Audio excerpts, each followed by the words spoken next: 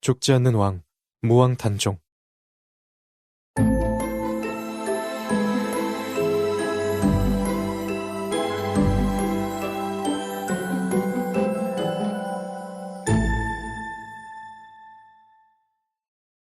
서장, 한양도성의 눈발. 지금 내 한 몸의 종사에 이해가 매었으니 운명을 하늘에 맡긴다. 장구가 죽으면 사직에 죽을 뿐이다. 따를 자는 따르고 갈 자는 가라. 나는 너희들에게 강요하지 않겠다. 만일 고집하여 사기를 그르치는 자가 있으면 먼저 베고 나가겠다.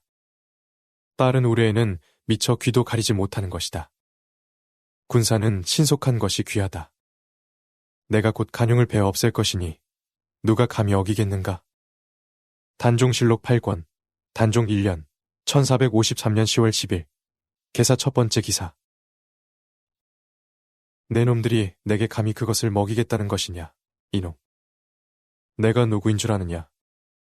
남자는 수염을 노기로 떨면서 탁자를 발로 차 뒤집었다. 과연 거물답게 이 상황까지 와서도 전혀 굴하지 않는 모습이었다. 그 근력의 탁자 위에 있던 약사발이 박살나며 흩어졌다. 그러나 이미 그럴 줄 알고 있었던 금부도사 왕방현은 전혀 동요하지 않고 조용히 대꾸했다. 잘 알고 있다마다요. 반역자 이유 아니겠소이까. 한때 존엄한 대군의 신분이었던 자라 예를 갖추었지만 이런 식으로 지존의 성은 앞에서 행패를 부리면 우리도 다른 수가 있소이다. 왕방현은 그러면서 군졸들에게 눈짓했다. 군졸들은 내고 온 활에서 시위를 풀어냈다. 왕이 내리는 사약을 거부할 경우에 최후로 쓰는 방법이었다. 시체가 온전하게 남는다는 점에서 꽤나 예우를 갖추어준 처형법이다. 그러나 당하는 자는 그렇게 생각하지 않는 모양이었다. 이 찢어 죽일 놈이 못하는 말이 없구나. 성은은 무슨 놈의 성은이란 말이냐. 도대체 열성족께서 이루어 놓은 이 나라를 한 손에 쥐고 흔들려 하는 간신들이 누구란 말이냐. 그 형세에서 나만이 정묘사직을 바로 세우려는 뜻을 세워 흉적들을 배려하였느니라. 그런데 그런 관계를 꾸며 숙부를 해치다니 이 패륜을 어떻게 선조들께 빌 생각이냐. 이놈들. 주상 전하를 계속해서 욕보이신다면 이 왕모도 더 이상 간과할 수 없소이다. 4대 조선국왕 세종의 둘째 아들이며 불과 2달 전까지만 해도 조선국의 왕위를 거의 찬탈할 뻔했던 수양대군 이후는 눈을 부릅뜨는 금부도사에게 거꾸로 다가들었다. 그래, 간과할 수 없으면 내 놈이 어쩌겠단 말이냐. 그 칼로 나를 베겠단 말이냐. 내 놈의 삼족이 무사하지 못하리라. 이유는 그러면서 바닥에 떨어진 약사발 조각을 다시 발로 걷어찼다. 광태였다. 대군의 칭호조차 박탈당하고 유배. 그리고 사상 유례가 없을 정도로 신속하게 사약 집행이 결정된 그의 처지를 보았을 때 이미 모든 것이 끝났다고 봐야 한다. 한때 당당한 무인, 제왕의 풍모를 갖추었던 자가 이토록 타락한 모습을 왕방현은 더 이상 두고 볼 수 없어 눈을 감았다. 어쩔 수 없구려. 잠시 후 눈을 뜬 그는 군졸들에게 우렁차게 호령했다. 이놈들아, 다 보고 있으면서 무엇을 하느냐. 죄인이 권주를 마다하고 벌주를 받겠다는구나. 속히 형을 집행하라. 예. 군졸들은 재빠르게 흩어졌다. 2사람이 수양대군의 팔다리를 붙들고 나머지 1사람은 활시위를 팽팽히 당긴 채 다가왔다. 수양은 몸부림쳤으나 건장한 군졸 2명의 힘을 감당할 수는 없었다. 그는 눈을 크게 뜬 채 욕설을 내뱉을 뿐이었다. 이 개같은 자식들이 지금 어딜 감히 손을 대느냐. 내가 이대로 죽을 줄 아느냐. 나는 반드시. 수양의 목에 활시위가 감긴 채 단단히 조여지자 그는 더 이상 말을 할 수 없었다. 곧 수양은 혀를 빼물고 얼굴이 푸르게 변해갔다. 형 집행을 끝까지 감독하는 것이 금부도사의 의무이지만 왕방현은 그 참혹한 광경에 자기도 모르게 눈을 돌려 겨울 하늘을 바라보았다. 북쪽 한양 도성 방향의 하늘이었다. 그래, 그렇게 되었단 말이지요. 문종의 적장자이자 세종의 손자로 누구보다 확고한 정통성을 가진 6대 조선국왕 이홍일은 서한을 만지작거리며 그렇게 중얼거렸다. 14세의 소년답지 않은 진중한 태도였다. 그 이상한 위험 앞에 왕방현은 고개를 숙였다.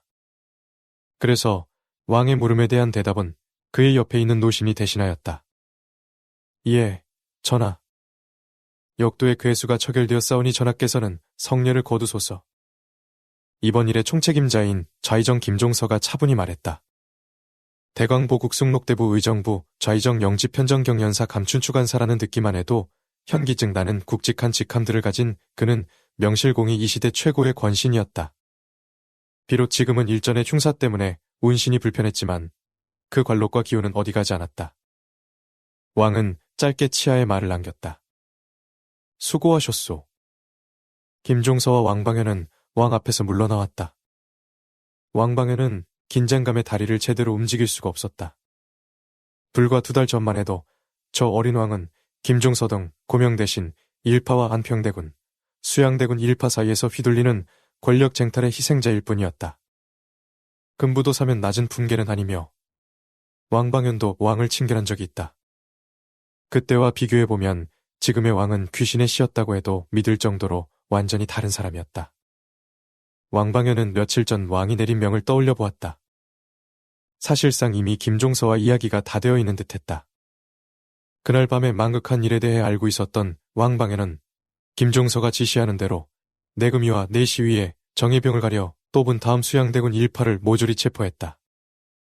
권람, 한명회, 홍달손, 양정, 유수 등 조정과 군대에 포진해 있던 역적 무리들은 그날 밤에 전투 끝에 죽었거나 아니면 고문 끝에 자백하고 참수되었다.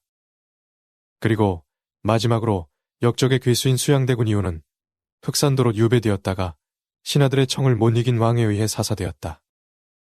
숙부와 조카가 서로를 노리고 죽고 죽이다니 실로 참혹하다 할 수 있었지만 창칼을 들고 군왕을 도모하려 한 숙부의 죄가 있다 보니 아무도 수양대군을 두둔하지 않았다. 이 꼴을 본 안평대군 이용은 재빨리 태세를 바꾸었다. 그는 자신이 형제를 잘 관리하지 못한 죄를 들어 모든 가산을 왕실에 반납하고 자신을 멀리 시골로 유배시키기를 청했다. 그 역시 불측한 마음이 있었음은 한양 사람들이 다 알고 있었지만 임금은 너그럽게 용서하여 유배에서 끝내는 쪽으로 가닥을 잡았다. 즉위 초기부터 숙부를 둘이나 없애버리면 정치적 부담이 너무나 크기 때문이다. 자네는 이번 일에 대해 어찌 생각하는가? 길을 가던 김종서가 뒤도 돌아보지 않은 채 문득 물었다. 그 뒤를 따르던 왕방현으로서는 몸을 긴장시키지 않을 수 없었다. 마치 자신의 마음속을 들여다보는 듯한 진중한 물음. 저 태종대왕 때부터 사대를 섬기며 북변을 호령하고 조정을 휘어잡은 노신의 기운은 굳이 얼굴을 마주하지 않아도 그 뒷모습만으로도 왕방현을 질식시킬 것 같았다. 잠시 생각하던 왕방현은 안전한 대답을 하기로 했다. 전하께 없어 영명하신 결단으로 사직을 안정시켰으니 국가의 큰 복이 아닐까 하나이다. 김종서는 걸음을 멈추었다. 왕방현은 황망한 표정으로 김종서의 뒷덜미를 바라보았다. 소관이 무슨 말을 잘못한 것이라도. 아닐세. 죄인에게 당한 상처가 갑자기 쑤셔서 말일세. 한참 하급자인 왕방현으로서는 거짓말하지 말라고 할 수는 없었다. 그래서 적당히 좋은 말을 해주었다. 대감께서 속히 섭생에 힘쓰시어 원기를 되찾으시는 것 또한 조정의 복이 될 것이나이다. 허허, 이 늙은 몸이 나라에 더 무에 쓸모가 있겠는가. 공치사는 그만하고 가세. 김종서는 다시 발걸음을 뗐다. 그와 왕방현은 편전을 뒤로하고 관소로 향했다. 그들의 뒤로 눈송이가 하나둘씩 떨어졌다. 꽤나 쏟아질 모양이었다. 1화 용인사건 1 제4조 본조약의 당사국은 지구 주변의 궤도의 핵무기 또는 기타 모든 종류의 대량 파괴 무기를 설치하지 않으며 천체에 이러한 무기를 장치하거나 기타 어떤 방법으로든지 이러한 무기를 외기권에 배치하지 아니할 것을 약속한다. 달과 천체는 본 조약의 모든 당사국의 오직 평화적 목적을 위하여서만 이용되어야 한다. 천체에 있어서의 군사기지, 군사시설 및 군사요새의 설치, 모든 형태의 무기의 실험, 그리고 군사연습의 실시는 금지되어야 한다.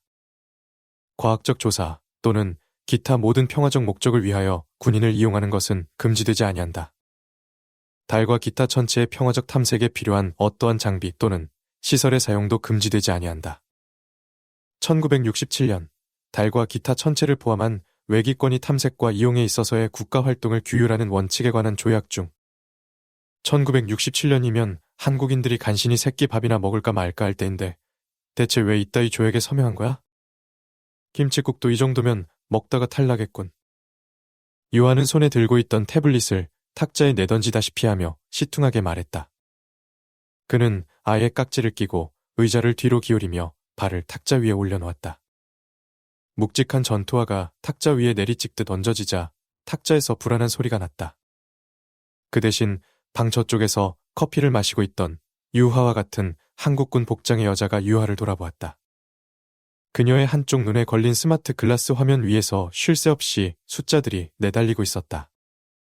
한 세기 앞을 내다본 성견지명이라고 하면 어때? 실제로 우주에는 나가지 못했지만 웃기는 소리. 그때나 지금이나 정책 결정자들은 100년은커녕 열흘 앞도 내다보지 못한다고. 지금이 바로 그 상황이잖아? 우주군이니 뭐니 가당차는 소꿉놀이를 하던 시절에 이런 건 예견했어야지. 유화의 말대로 웃기는 것도 사실이었다. 한국은 2020년 미국, 중국, 러시아 등에 이어 우주군을 창설했지만 자체 기술로는 달 탐사선 하나 만들지 못하는 나라의 우주군은 비웃음거리일 뿐이었다. 정직궤도 위성 기술은 곧 ICBM과 동치이니 열강이 경계하는 것은 당연했고, 그래서 한국은 지금도 그렇지만 앞으로도 자력으로 궤도에 위성을 올리거나 할 가망이 없었다. 그럼에도 불구하고 국방부는 꾸준히 여러 프로젝트를 내놓았다. 그리고 열강이 당장 신경 쓰지 않는 기술들을 차곡차곡 쌓기 시작했다. 그 여러 가지 사정이 복합적으로 얽힌 결과가 오늘의 상황이었다. 정중히. 이거 좀 너무하지 않소? 내가 우주군이니까 우주에서 싸우는 건 기꺼이 하겠어. 그런데 지금 이건 솔직히 지역 육군사단대 관할이잖아? 애새끼처럼 땡깡 부리기는. 야, 임마. 진효하. 클럽에서 춤이나 추다가 군대 온 애들한테 반물질 축퇴로 탈환 임무를 맡기라고? 지금 용인 전체를 날리고 싶은 거냐? 경기도 남부일 때는 서울과도 그럭저럭 가깝고 땅값도 싸서 대기업의 공장이나 물류창고가 많이 들어서 있다. 당연히 외국 기업 소유도 있었는데 이 산업 스파이들은 우주군에서 비밀리에 연구 중인 초소형 반물질 축퇴로의 시제품을 빼돌려서 중국 국영기업 소유의 공장 부지 지하에 숨겨놓았다. 정민영 중위는 눈에 쓰고 있던 스마트 글라스를 벗었다. 그녀가 손가락을 까닥이자 블루투스로 연결된 태블릿이 자동으로 수치를 기록했다. 위치 정보 이상 없음. 아직 스파이들이 훔쳐낸 기기와 데이터는 중국 인민해방군에게 전달이 되지 않은 것 같았다. 물건이 무사하다는 것을 확인한 민영은 유하에게 말했다. 우주군의 일이니까 우주군이 해결해야지. 현장이 지구라는 점은 참 아이러니하지만 제기랄 ICBM도 없는 나라가 왜 쓸데없이 그런 SF적인 건 먼저 개발해서 이 속을 썩이나. 우주로 나갈 기술을 갖추지 못한 수준의 한국이야. 당장 그것이 있어도 써먹을 데가 없다. 하지만 열강은 다르다. 미국이나 중국이 이것을 손에 넣으면 제2의 스푸트니크 쇼크, 우주개발 경쟁시대가 펼쳐질 가능성이 컸다. 유아나 민영은 과학자가 아니기에 전문적인 것을 알지는 못했지만 이것이 이미 연구에 들어간 RQBL의 워프 드라이브를 실현시켜줄 강력한 에너지원 후보라는 것은 알고 있었다. SF적인 건 그것 하나만이 아니잖아? 자, 진유아 중위. 일할 시간이다. 유하가 시큰둥하게 언급한 우주조약에 의해 우주에서는 화포류와 무기를 쓸 수 없었다. 그래서 국방부는 축퇴로 말고도 몇 가지 정신 나간 듯한 프로젝트를 계획했었다. 그리고 그중 하나가 바로 유하였다. 병신 같은 프로젝트의 뒷설거지를 하는 데는 또 다른 병신 프로젝트의 결과물을 쓴단 얘긴가. 그것 참. 조금만 더 하면 감사실에 끌려가겠는데. 야, 넌 동기라는 게 어째 그렇게 매정하냐? 찌르게. 몰랐냐? 동기 중에 또라이 나오는 게 제일 골치 아파. 됐다 됐어. 유하는 넌더리를 내며 일어섰다. 사실은 유하도 이해하고 있었다. 이런 영화 같은 작전을 수행하게 된 이유를. 일당 독재의 중국 정부야 낯짝에 철판 깔고 자기 하고 싶은 대로 강제를 부릴 수 있다. 2016년의 한알령이나 2019년의 홍콩 대학살처럼. 하지만 한국은 그럴 수 없다. 워낙 힘에서 밀리기 때문이다.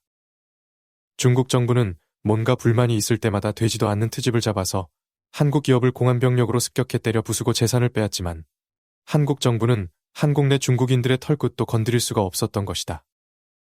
이런 중대한 작전을 고작 중위 2명이 실행해야 하는 이유가 여기에 있다. 만약 작전이 실패하고 전모가 드러난다 하더라도 한국 정부는 그런 일 따위 모른다는 태도를 취할 것이다. 그러려면 하급자 선에서 일이 끝나야 했다. 정민영 중위가 그 점을 설명하며 말했다. 우리도 그래서 유리한 점은 있어. 공식 작전이 아니기 때문에 여차하면 그 녀석들 전부 다 죽여버려도 중국 정부에선 먼저 말 못해. 우리가 군을 동원하면 정식으로 항의하고 힘으로 찍어 누르겠지만 이 비공식 작전의 경우 중국이 먼저 항의하려면 일단 산업 스파이 혐의부터 인정해야 하니까. 딱히 뭐 산업 스파이를 부끄럽다고 할 것 같지도 않은데. 걔네가 가지고 있는 기술 중에 훔쳐오지 않은 기술이 있긴 했던가. 중국의 핵무기는 소련과 마찬가지로 미국의 기술을 첩자를 동원해서 빼온 것이라는 거야 누구나 다 아는 사실이고, 경제발전 과정에서 닥치는 대로 서구의 기술을 베껴오며 지적 재산권 따위는 개짖는 소리로 여겼던 행태 또한 익히 알려져 있다. 물론 한국도 그 부분에선 할 말이 없는 입장이지만 그래도 중국처럼 대륙의 스케일로 버리진 않았다. 유아는 그것을 비꼰 것이다. 그리고 민영은 짐짓 모르는 척 손가락을 들어 입술에 대었다. 글쎄. 화약? 종이? 나침반? 내가 너랑 무슨 말을 하겠냐. 신소리하지 말고 테스트나 하세요. 유아는 군복을 벗었다. 격투기 선수 부럽지 않은 상체가 드러났다. 민영이 유아의 몸 여기저기에 전극을 붙이면서 장난스럽게 말했다. 우와. 몸매 쩐다. 너 죽기 전에 한번 맛 좀 보면 안 되냐? 아, 좀... 왜? 누나가 동정 때 줄게. 총각 귀신으로 죽는 건 억울하잖아? 재수없는 소리 하지 마라. 쫄아서 서지도 않겠다, 야. 그리고 동정 아니거든? 둘은 사관학교 시절부터 알던 오래된 사이다. 볼 것 못 볼 것 다 본 사이에 이 정도는 맨정신에도 충분히 할 수 있는 농담이었다.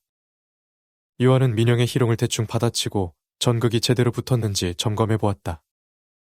우주조약에 의해 외기권에서는 일체의 무기를 사용할 수 없다. 국방부는 그렇다면 사람을 강화시켜서 무기와 같은 위력을 내면 된다는 비범한 발상을 해냈다. 유아는 참 병신 같은 발상이라고 생각했다.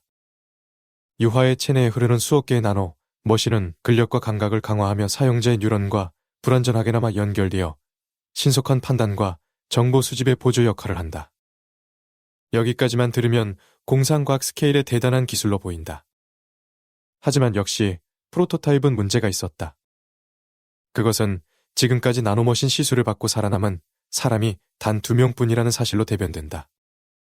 충분한 정신력과 체력, 그리고 운이 따라주지 않으면 나노머신이 중추신경계를 건드려 폐인이 되거나 더 재수가 없으면 죽었다.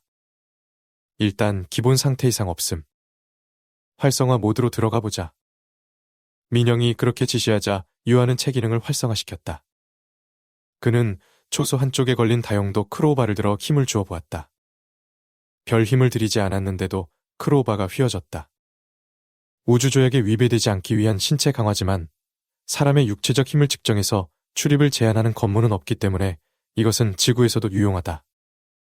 지금처럼. 좋아. 프로토타입 치고 괜찮네. 어쩌면 이 타입으로 양산이 가능할지도 모르겠소. 소프트웨어 쪽은 어때? 아주 빌어먹게 괜찮다. 이놈. 팔팔하네. 그슨대 부팅 완료. 최적화 점검을 시작합니다. 유아는 인상을 찡그렸다. 머릿속에서 나노머신의 집합 네트워크 인공지능. 그슨대의 목소리가 울리는 것은 몇 번을 겪어도 거지 같은 감각이었다. 유아는 어느 놈인지 몰라도 ADD의 담당자가 제법 유머 감각이 있다고 생각했다. 어딜 가든 떨어지지 않고 도살인 이 유사지성은 전설 속의 락귀와 비슷한 면이 있었다. 민영은 고개를 끄덕였다. 좋아. 준비 완료. 마지막으로 확인해둔다. 현 시각으로부터 20분 뒤 21시 40분 돌입. 경찰 무선의 강제 침묵은 약 30분이 한도. 22시 10분까지 제압이 완료되지 않으면 모든 장비를 소각하고 철수. 알겠지. 그 장비에 유하 자신도 포함된다는 것은 둘 모두 알고 있었기 때문에 굳이 말하지는 않았다. 기분만 나쁘기 때문이다. 민영은 자신의 스마트 글라스와 유하의 AI를 동기화시키고 신호를 보냈다. 고. 살아서 돌아와. 유하는 대답 없이 뛰쳐나가 작전 구역으로 질주했다. 민영은 스마트 글라스를 통해 유하와 시야를 공유했다. 그녀는 유하의 앞에서 경류처럼 스쳐 지나가는 풍경을 보며 다 식어버린 커피잔을 들었다. 예감이 별론데. 100m 앞입니다. 알아. 30m 앞입니다. 아, 잘 보인다고. 좀 닥쳐. 내비게이션 및 경고 기능을 종료하시겠습니까?